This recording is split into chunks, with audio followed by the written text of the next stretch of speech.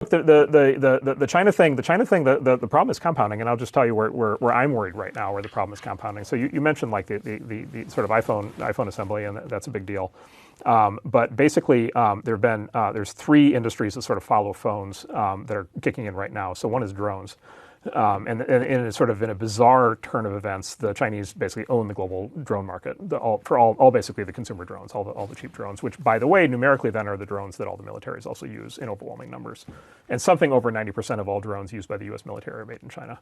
And the thing is, it's not just a company. Could you get to the cheery part, please? No, it gets worse. It gets worse before it gets better. So the drone thing is not just a company; it's an entire ecosystem.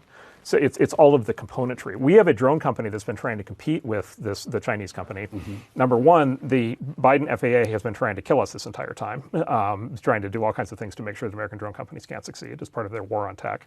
It's something it's like literally just another in the long list of ways that they've been just trying to absolutely kill us.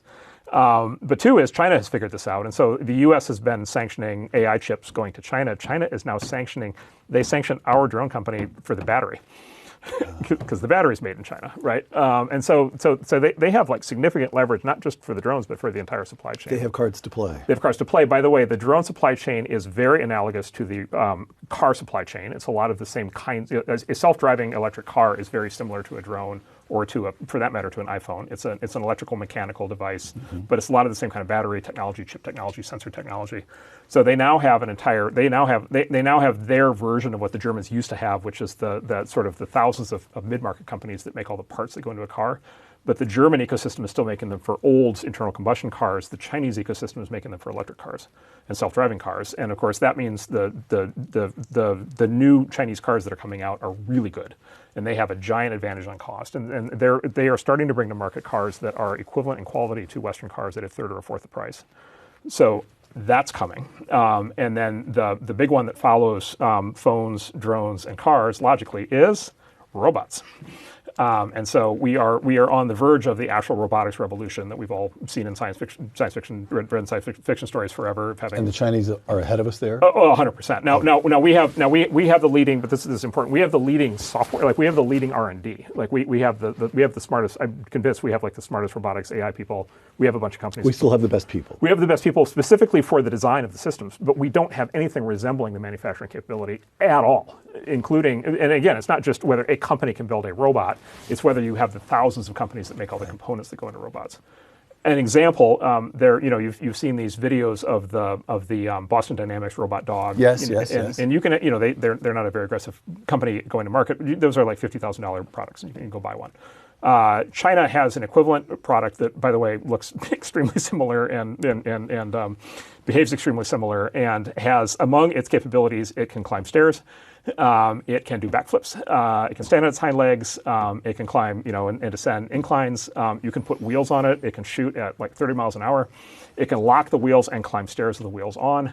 By the way, it also is hooked into a large language model, so it talks to you in a very nice, in a very, very plummy voice. It will teach you quantum physics, full voice control. Price point, $1,500. Right? Now, cheer me up. So this is all coming, but okay. So step one is clarity, right? And then, by the way, everything we've just been talking about is also upstream from all the military applications, right? Because it's that same supply chain that then goes into everything we talked about in the military.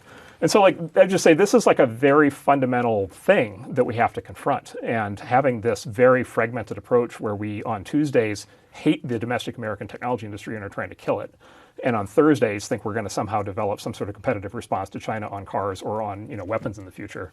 Like there has been no coherence. Another one of my favorite questions to ask in Washington is, okay, what's the whole of government strategy on technology? Of course, right? Zero. What's the whole of government strategy on China? Zero, right? It turns out the president matters. And so, this is precisely why this all matters so much. Like, this has to be directly confronted. We in our companies are enthusiastic at signing up to solve these problems. And the president we need a government that wants to work with us in this. Donald John Trump is alive to all of this. Yes, 100%, no question. And he is, and then his people are. And this stuff they understand. Mark.